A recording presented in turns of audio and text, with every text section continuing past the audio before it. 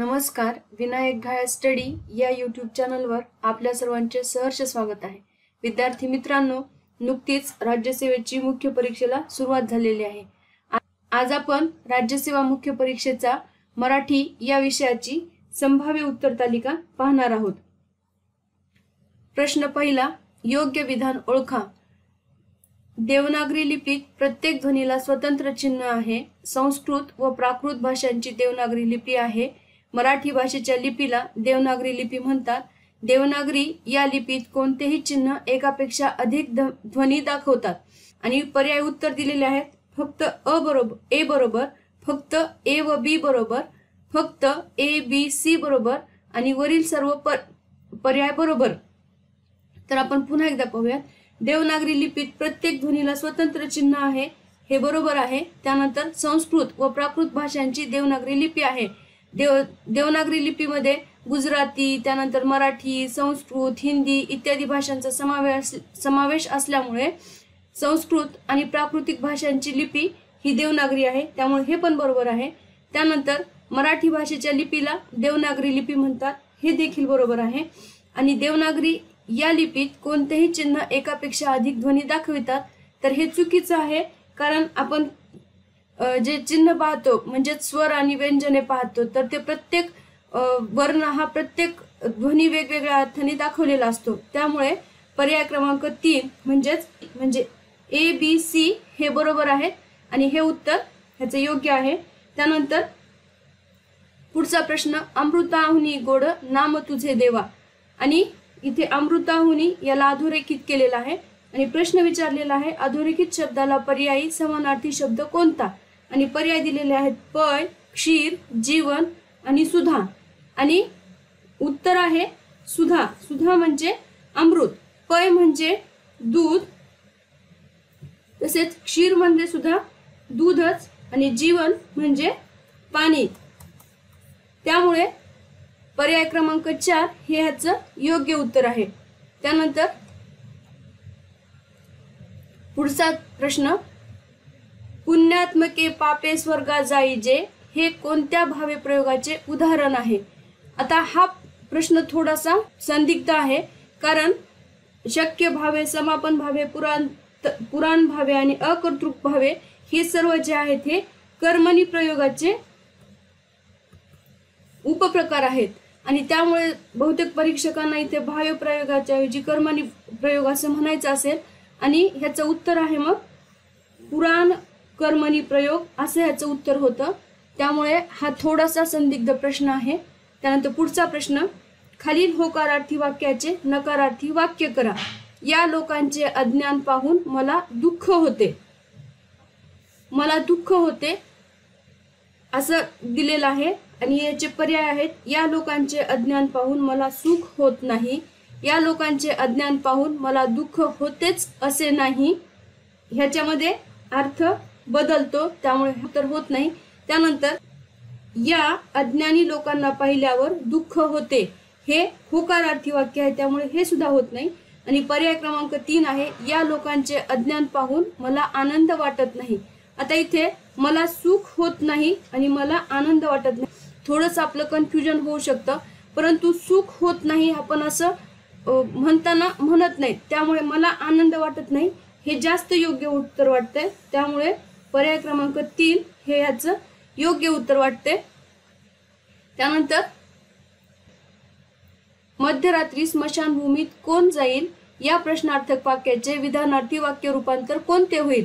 आणि पर्याय आहेत, मध्यरात्री स्मशानभूमीत कोण जाणार, मध्यरात्री स्मशानभूमीत जावे, मध्यरात्री स्मशानभूमीत जाऊ नये, मध्यरात्री स्मशानभूमीत कोण जाणार नाही.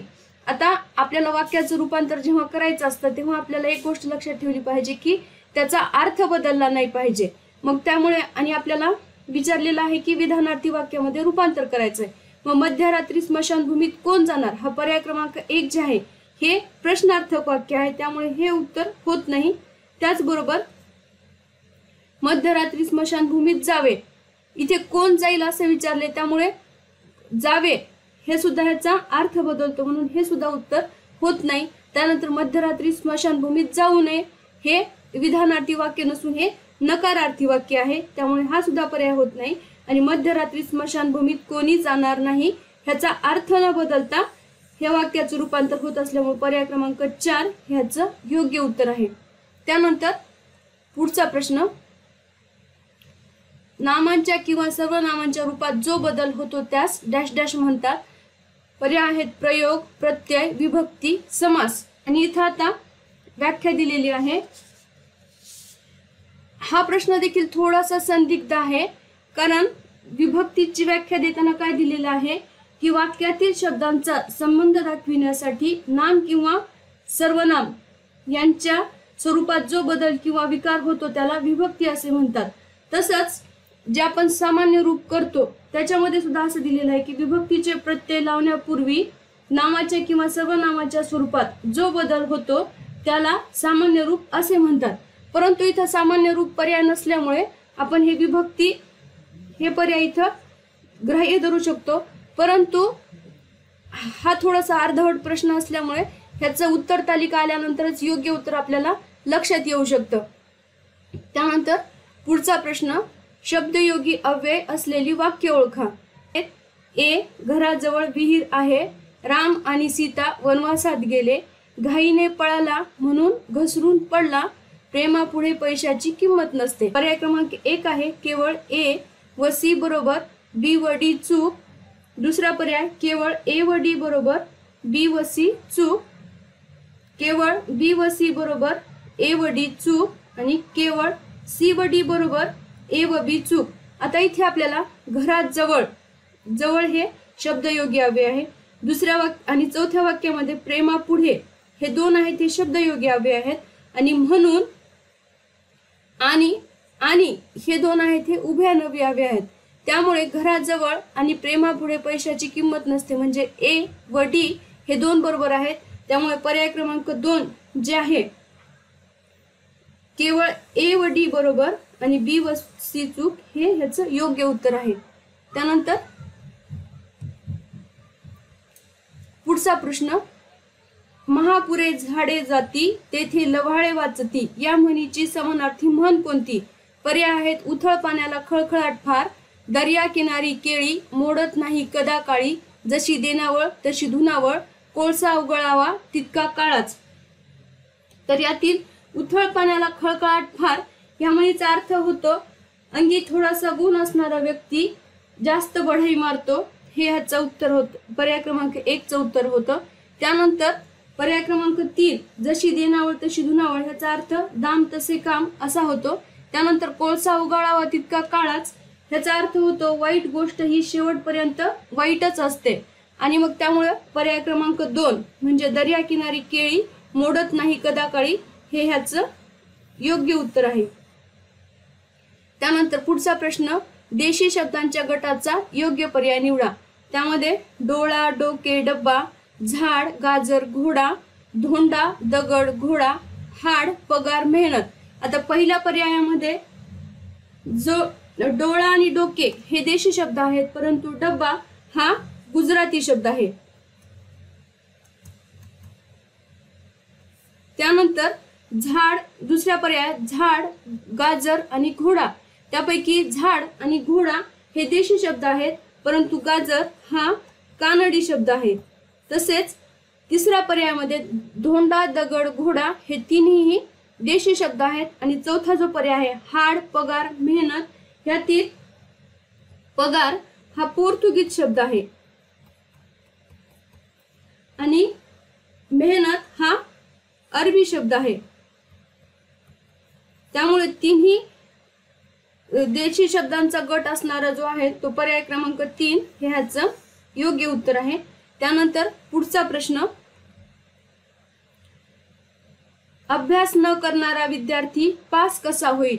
या केवळ वाक्याचे मिश्र वाक्यात रूपांतर करा. पर्याय आहेत ज्या विद्यार्थ्याने अभ्यास केला आहे तो नापास होणार नाही. जो विद्यार्थी अभ्यास करीत नाही तो पास कसा होईल?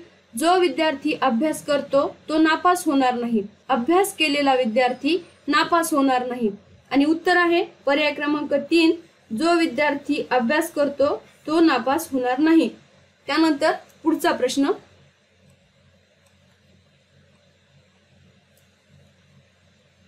धोंडा, बोका, रेडा हे शब्द कोणत्या भाषेतील आहेत? आत्ताच आपण प्रश्न 9वा पाहिला, त्याच्यामध्ये देशी शब्दामध्ये धोंडा हा शब्द पाहिलेला होता. त्यामुळे पर्याय इथे दिलेले आहेत: देशी भाषा, फारसी भाषा, पोर्तुगीज भाषा, कानडी भाषा. आणि धोंडा हा शब्द देशी भाषेतील असल्यामुळे बाकीचे बोका आणि रेडा हे देखील देशी भाषेतीलच आहेत. त्यामुळे पर्याय क्रमांक 1 ह्याचं योग्य उत्तर आहे. त्यानंतर आईला पाहताच बाळ खुदकन हसले या वाक्यातील क्रियाविशेषण वाक्याचा प्रकार ओळखा. पर्याय आहेत: परिणामवाचक क्रियाविशेषण, रीतिवाचक क्रियाविशेषण, निश्चयार्थक क्रियाविशेषण, निषेधार्थक क्रियाविशेषण. आणि इथं पर्याय देताना चुकलेला आहे, इथं परिमाणवाचक पाहिजे.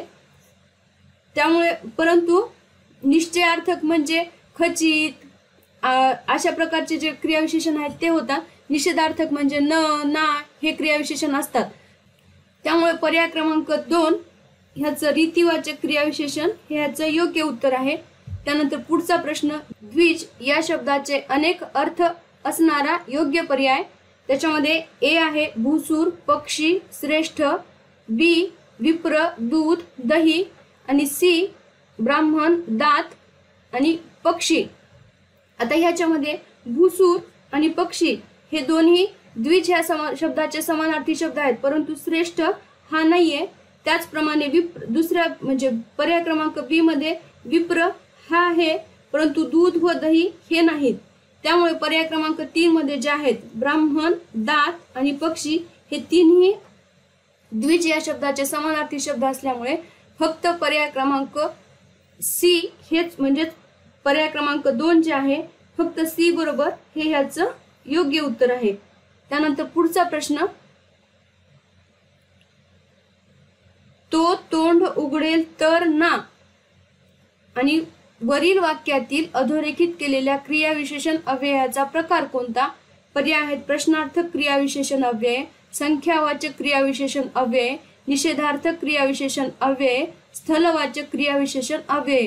आणि उत्तर आहे निषेधार्थक क्रियाविशेषण अव्यय. त्यानंतर पुढचा प्रश्न, मी देवळात गेलो तेव्हा आपण इकडे घरी आलात का या वाक्यातील सर्वनामाचा प्रकार सांगून विभक्ती व वचन ओळखा.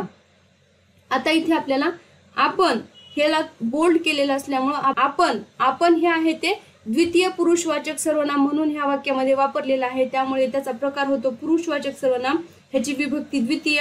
आणि आपण घरी आलात का हे आपण एखाद्याला अनेक वचनामध्ये वापरलेलं असल्यामुळे ह्याचं वचन होतं अनेक वचन. त्यामुळे पर्याय क्रमांक 1 ह्याचं अचूक उत्तर आहे. त्यानंतर पुढचा प्रश्न, वाक्प्रचार व त्याचे अर्थ यांच्या जोड्या लावा. अगोदर मी वाक्प्रचार वाचून घेते. पाणी पडणे, त्यानंतर पाणी मुरणे, पाणी पाजणे, पाणी सोडणे. आणि त्याचे अर्थ आहेत आशा सोडणे, पराभव करणे, गुप्तकट चिजट असणे आणि वाया जाणे. आणि इथे मग पाणी पडणे म्हणजे काय तर वाया जाणे, पाणी पडणे वाया जाणे. त्यानंतर पाणी मुरणे म्हणजे गुप्तकट शिजट असणे. त्यानंतर पाणी पाजणे म्हणजे पराभव करणे आणि पाणी सोडणे म्हणजे आशा सोडणे. म्हणजे 1चं 4 म्हणजे पर्याय क्रमांक 2 हे ह्याचं योग्य उत्तर आहे.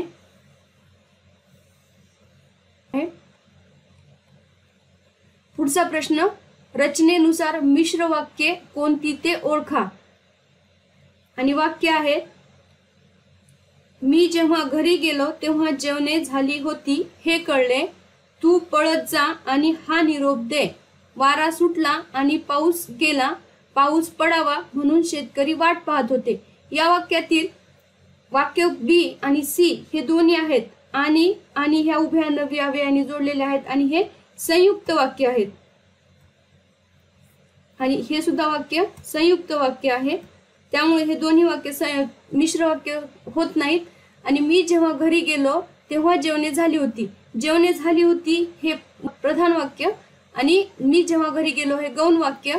त्याचप्रमाणे पाऊस पडावा म्हणून शेतकरी वाट पाहत होता, या वाक्यातील शेतकरी वाट पाहत होता हे प्रधान वाक्य आणि पाऊस पडावा हे गौण वाक्य. ह्यामुळे केवळ ए व डी बरोबर आणि बी व सी चूक हे पर्याय क्रमांक 2 हे ह्याचं योग्य उत्तर आहे. पुढचा प्रश्न, समानार्थी शब्दांच्या जोड्या लावा. अगोदर अ गट वाचू, नंतर ब गट. ढग, देव, सूर्य, चंद्र आणि सविता, पयोधर, अमर आणि इंदू. ढग म्हणजे पयोधर, त्यानंतर देव म्हणजे अमर, सूर्य म्हणजे सविता आणि चंद्र म्हणजे इंदू. मग ढग 1 ला, ए ला 2, त्यानंतर देवला बी ला 3, सी ला 1 आणि डी ला 4 म्हणजे पर्याय क्रमांक 4 हे ह्याचं योग्य उत्तर आहे. पुढचा प्रश्न, व्यंजनांच्या बाबतीत अचूक असलेली विधाने वाचा.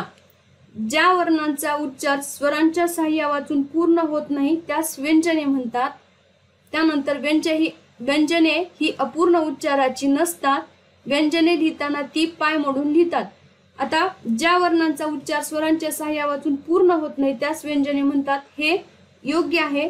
त्याचबरोबर व्यंजने ही अपूर्ण उच्चाराची नसतात हे चूक आहे. व्यंजने ही अपूर्ण उच्चाराची असतात म्हणूनच त्यांचा पाय मोडून लिहिला जातो. म्हणजेच व्यंजने लिहिताना ती पाय मोडून लिहितात आणि त्यामुळे पर्याय क्रमांक 3 ए आणि सी बरोबर आणि बी चूक हे ह्याचं योग्य उत्तर आहे. पुढचा प्रश्न, सर्वत्र सारखी परिस्थिती असणे यासाठी खालील दिलेल्या म्हणीतून योग्य म्हण निवडा. आणि पर्याय आहेत, पळसाला पाने 3, पदरी पडले पवित्र झाले, घरोघरी मातीच्या चुली, नव्याचे 9 दिवस.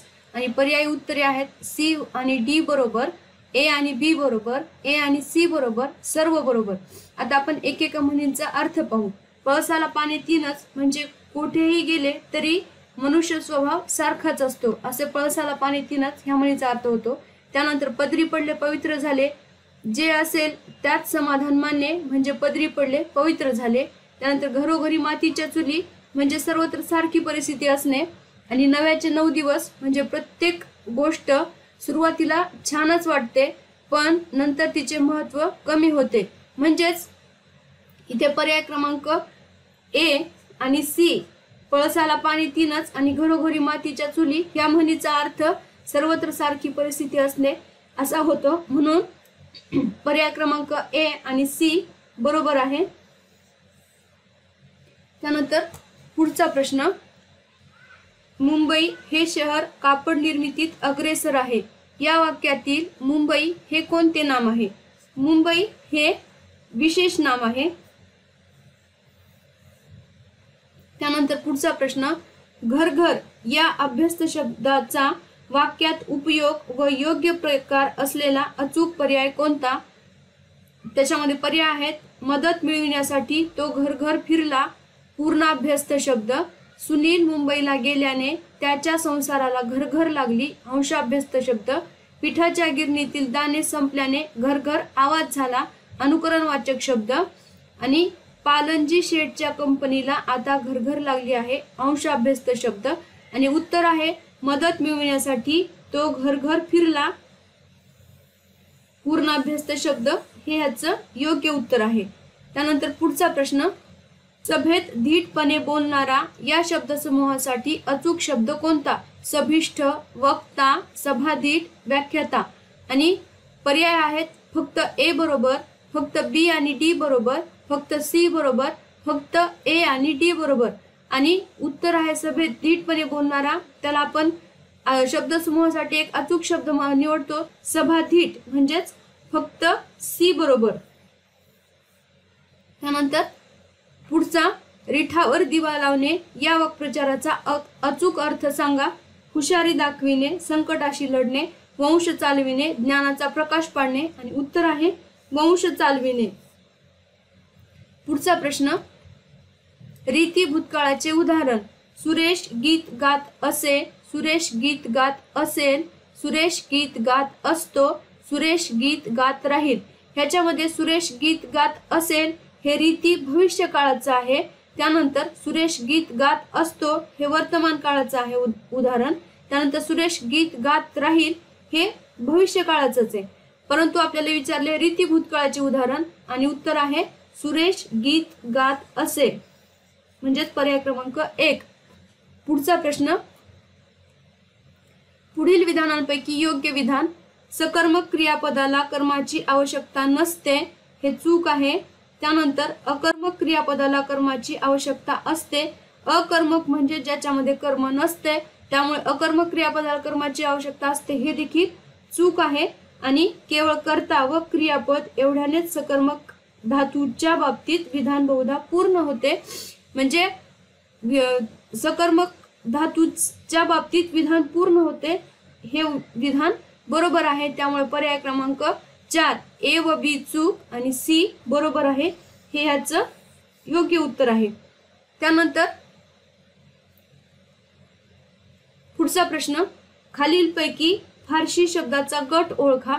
गैरहजर, मुसलमान, खुशी, दुकानदार, तबली, इरसाल, भांडखोर, मजुरी. आणि त्याच्यामध्ये गैरहजर आणि मुसलमान आणि तबली आणि इरसाल हे फारसी शब्द आहेत. त्यामुळे पर्याय क्रमांक ए व सी बरोबर, म्हणजे 4 हे ह्याचं योग्य उत्तर आहे. त्यानंतर पुढचा प्रश्न, मुलांनी या शब्दात मु हे एक अक्षर आहे, मु हे एक ध्वनी चिन्ह आहे, मु हा मूलध्वनी आहे आणि म व उ हे मूलध्वनी आहेत. तर त्याच्यामध्ये मु हे एक अक्षर आहे, हे बरोबर आहे. त्यानंतर मु हे एक ध्वनी चिन्ह आहे, हे देखील बरोबर आहे. मु हा एक मूलध्वनी आहे, हे चुकीचं आहे. आणि म व उ हे मूलध्वनी आहेत, हे देखील बरोबर आहे. त्यामुळे पर्याय क्रमांक बी, ए, बी व डी बरोबर, फक्त सी चूक.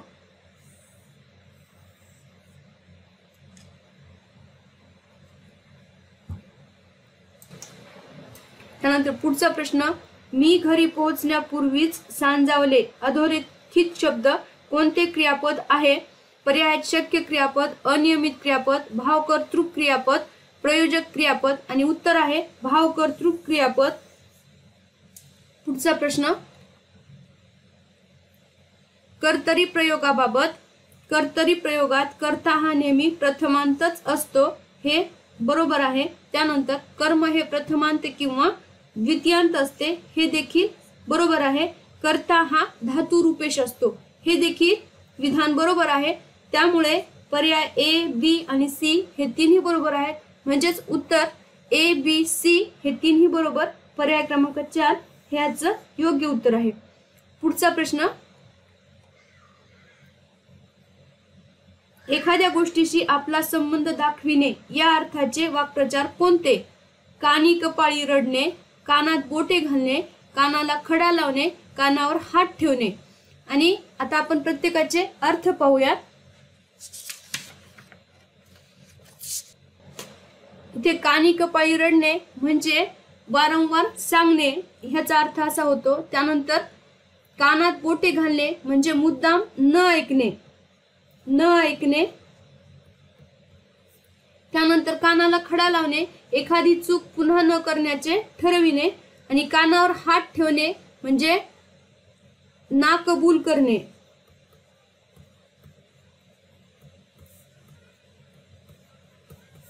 त्याच्यामुळे एखाद्या गोष्टीशी आपला संबंध न दाखविणे ह्याचा योग्य उत्तर होते कानात बोटे घालणे म्हणजेच न ऐकणं हा होतो. तसेच कानावर हात ठेवणे, नाकबूल करणे, हे दोन जे आहेत बी आणि डी हे ह्याचे योग्य उत्तर आहेत. कानी कपाळी रडणे म्हणजे काय की वारंवार सांगणे, मी किती सांगितलं तरी पण त्यांनी ते ऐकलं नाही, त्याला कानी कपाळी रडणे असं म्हणतात. त्याचबरोबर कानाला खडा लावणे, एखादी चूक आपण एकदा केली तर ती पुन्हा पुन्हा न करण्याचं ठरवणे, त्याला कानाला खडा लावणे असं होतं. त्यामुळे पर्याय क्रमांक बी आणि डी म्हणजेच केवळ बी आणि डी बरोबर. पर्याय क्रमांक 2 ह्याचं योग्य उत्तर आहे. पुढचा प्रश्न, प्रचलित लेखन नियमानुसार अचूक शब्दगट कोणता? उरफाटा, महशूर, आविष्कार, मथितार्थ. आशीर्वाद, चिकटविणे, महात्म्या, आहेर, तुषार, विषाद, विशेष, विशद. आणि नुकसान, अनसूया, अनुग्रह, खुशाली. आता पर्याय क्रमांक जो ए दिलेला आहे त्याच्यामध्ये उरफाटा, महशूर. आता महशूर हा शब्द नसतो तर मशहूर हा शब्द असतो. त्याचबरोबर पर्याय क्रमांक 3 मध्ये विशेष हा जो आहे हा विशेष हा असा लिहिला जातो। त्यामुळे ए आणि सी हे चूक आहेत, त्यामुळे बी व डी बरोबर आणि ए व सी चूक, त्यामुळे पर्याय क्रमांक 4 हे ह्याचं योग्य उत्तर आहे। पुढचा प्रश्न, बहुव्रीही समासाचे अचूक विग्रह असलेले उदाहरण कोणते? सत्यव्रत, सत्य हेच व्रत, सत्यव्रत, सत्य हेच व्रत ज्याचे तो, सत्यव्रत, सत्य असलेले ते व्रत आणि सत्यव्रत म्हणजे सत्य असे व्रत। यामध्ये पर्याय क्रमांक बी सत्य हेच व्रत ज्याचे तो, म्हणजेच बहुव्रीही समासाची व्याख्याच अशी दिलेली असते की पहिले दोन्ही पदे महत्वाचे नसून त्यातून जो अर्थ निघतो, दोन्ही पदे महत्वाची नसून त्यातून जो ध्वनित अर्थ असतो त्याला महत्व दिलेलं जातं। त्यामुळे सत्य हेच व्रत ज्याचे तो, म्हणून पर्याय क्रमांक बी म्हणजेच इथं तिसरा क्रमांक केवळ बी बरोबर हे याचं योग्य उत्तर आहे। पुढचा प्रश्न,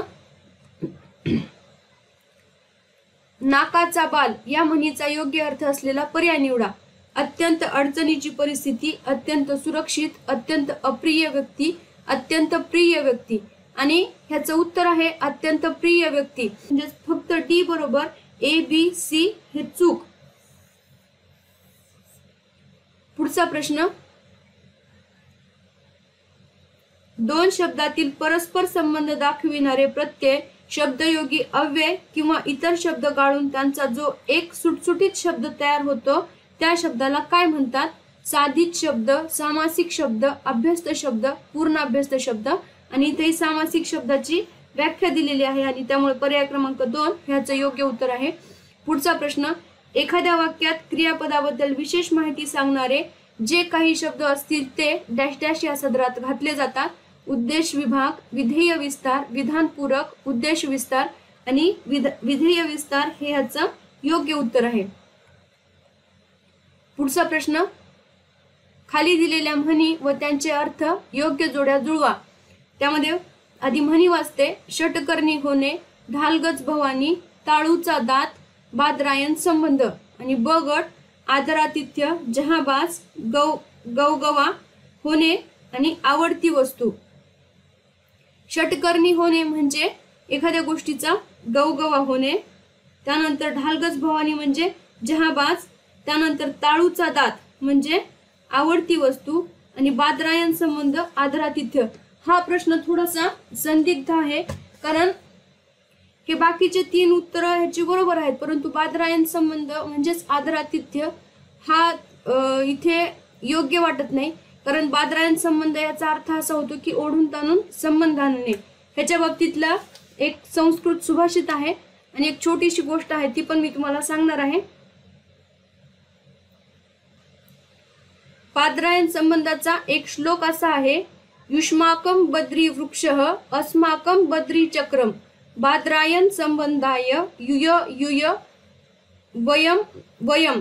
या श्लोकाचा अर्थ असा आहे की तुमच्या घरी बोराचे झाड आहे। त्याची एक छोटीशी गोष्ट आहे, जुन्या काळामध्ये जेव्हा वाहनं नव्हती, यातायाताची साधनं नव्हती, तेव्हा लोक बैलगाडीने प्रवास करायचे। मग एका घरामध्ये एक पाहुणे आले आणि मग त्या पाहुण्यातील त्या यजमानांना वाटलं की आपल्या बायकोच्या माहेरचे हे लोक असतील, म्हणून त्यांनी त्यांचं आदरातिथ्य केलं। त्याच वेळेला त्या बायकोला वाटलं की आपल्या नवऱ्याचे कोणीतरी ओळखीचे आहेत, म्हणून तिनं देखील त्या लोकांचं आगत स्वागत खूप चांगल्या पद्धतीने केलं। मग जेव्हा 2-3 दिवस ते राहिले, त्यांनी छान त्यांचं आदरातिथ्य केलं आणि मग 2-3 दिवसांनी ते जायला निघाले। त्यावेळेस त्या घरातल्या यजमानांना न राहून त्या यजमानांना विचारलं की तुम्ही कोण म्हणून असं विचारलं। त्यावेळेस त्या व्यक्तीने सांगितलं की तुमच्या दारामध्ये बोराचे झाड आहेत आणि आमच्याही बैलगाडीचे चाकं आहेत, बोराच्या झाडापासून बनवलेले आहेत, एवढाच आपला संबंध आहे। आणि अशा प्रकारचा जो बादरायण संबंध असतो म्हणजेच ओढून ताणून संबंध, की जो संबंध कसाच अर्थाने लागत नाही, अशा अर्थाने ह्याचा बादरायण संबंध याचा अर्थ होतो। त्यामुळे आदरातिथ्य हा थोडासा इथे संभ्रमित करणारा उत्तर होऊ शकतं। त्यामुळे जेव्हा उत्तर तालिका येईल तेव्हा आपण ह्याचं योग्य उत्तर पडताळून पाहूच। म्हणून पर्याय क्रमांक 3 हे ह्याचं योग्य उत्तर आहे।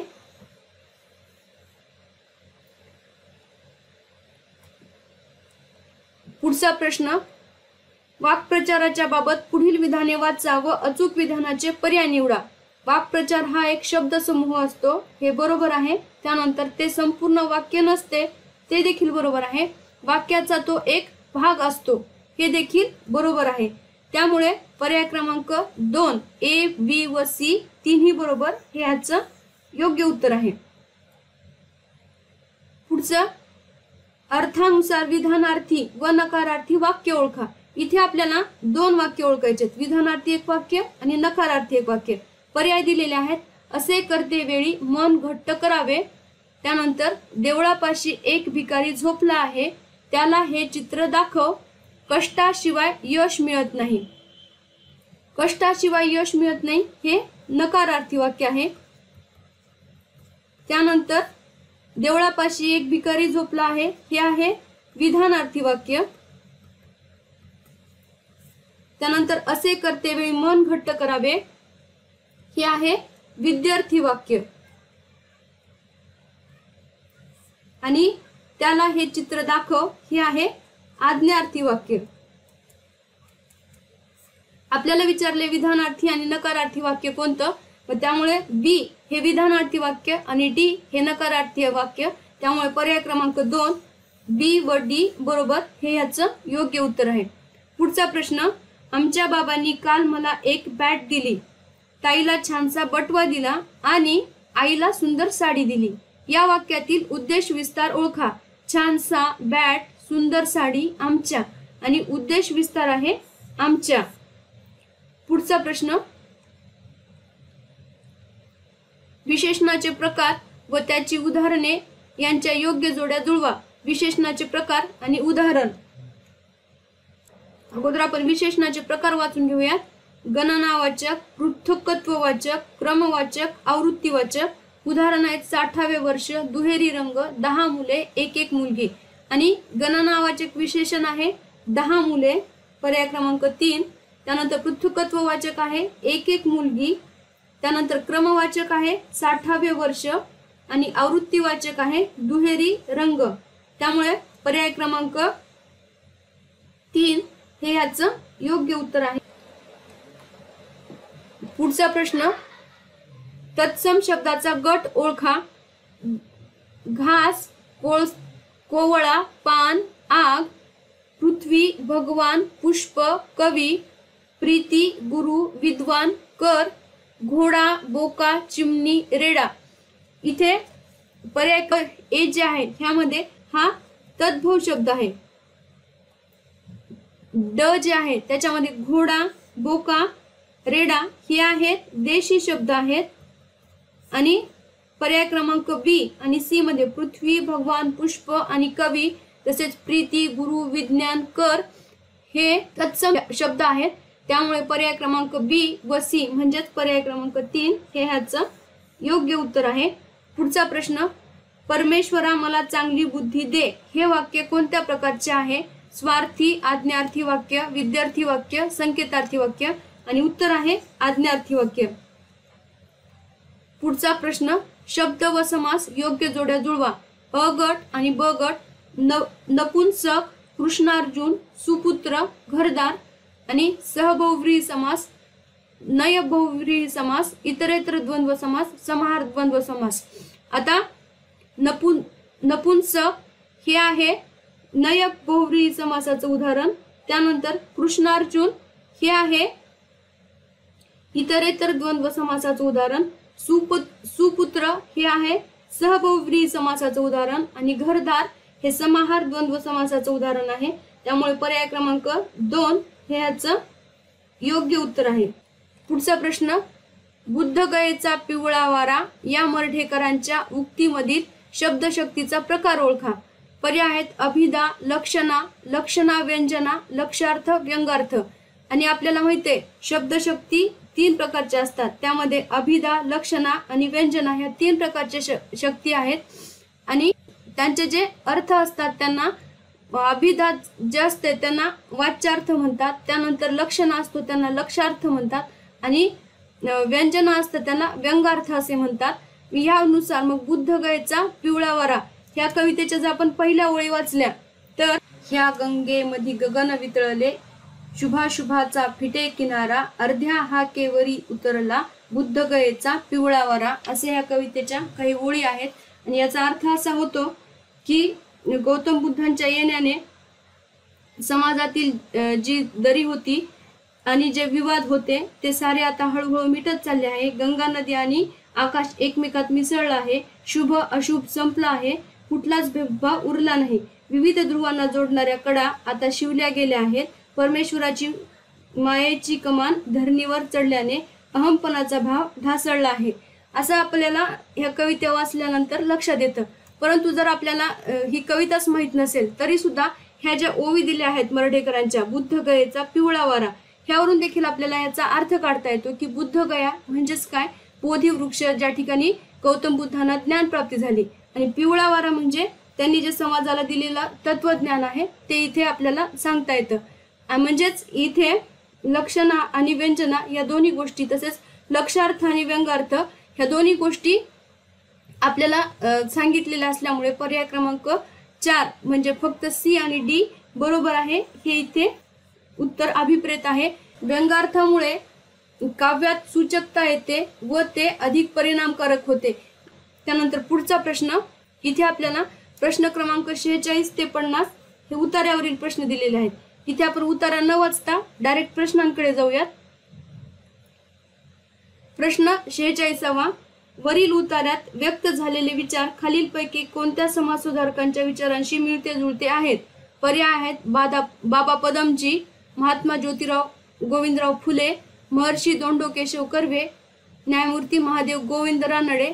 आणि उत्तर आहे महात्मा ज्योतिराव गोविंदराव फुले. त्यानंतर पुढचा प्रश्न, पानाडे आणि देवाडे या दोन शब्दामध्ये कोणते साधर्म्य आहे असे लेखकास वाटते? ए, दोन्ही शब्दांच्या शेवटी डे हे अक्षर आहे. दोन्ही शब्दांचे कार्य समान आहे. दोन्ही शब्दांचे यमक सारखेच आहे. दोन्ही शब्दांचा कार्यकारण संबंध सारखाच आहे. आणि उत्तर आहे फक्त ए, सी व डी बरोबर आणि बी चूक. त्यानंतर पुढचा प्रश्न, वरील उतारा वाचल्यानंतर भोळ्या बाबड्या शेतकऱ्यांचे कोणत्या प्रकारचे शोषण होते हे लक्षात येते? अचूक पर्याय निवडा. हे उत्तर आपण ह्या उतार्याला अनुसरून देणार असल्यामुळे उतार्यात जी माहिती दिलेली आहे त्यावरच हे उत्तर आपण काढलेले आहे. त्यामध्ये आर्थिक व धार्मिक, शारीरिक व मानसिक, सांस्कृतिक व राजकीय, वैचारिक व सांप्रदायिक. आणि उत्तर आहे पर्याय क्रमांक 1, ए व सी बरोबर, बी व डी चूक. पुढचा प्रश्न, लेखकाच्या मते मुखत्यार पत्र ब्रह्मदेवाने कोणास दिले आहे? सवर्ण लोकांस, भट लोकांस, देवाडे लोकांस, उच्चवर्णीय लोकांस. आणि उत्तर आहे फक्त सी बरोबर, ए, बी व डी चूक. पर्याय क्रमांक 2. पुढचा प्रश्न, वरील उतार्यात कोणत्या सामाजिक व्यवस्थेचे वर्णन आले आहे? अचूक पर्याय निवडा. ऋषी व्यवस्था, धर्म व्यवस्था, चातुर्वर्ण व्यवस्था, वर्ग व्यवस्था. आणि उत्तर आहे चातुर्वर्ण व्यवस्था. अशा प्रकारे आज आपण राज्यसेवा मुख्य परीक्षेची मराठी या विषयाची उत्तर तालिका पाहिली. ही उत्तर तालिका संभाव्य आहे. उत्तर तालिका आल्यानंतर तिच्याशी पडताळून पाहणारच आहोत. जर आपल्याला ह्या उत्तरांमध्ये जर काही बदल सुचवायचा असेल तो देखील आपण कॉमेंट बॉक्समध्ये नक्कीच सांगू शकता. जर व्हिडिओ आवडला तर लाईक करा, शेअर करा आणि आमच्या चॅनलला सबस्क्राईब करायला विसरू नका. धन्यवाद.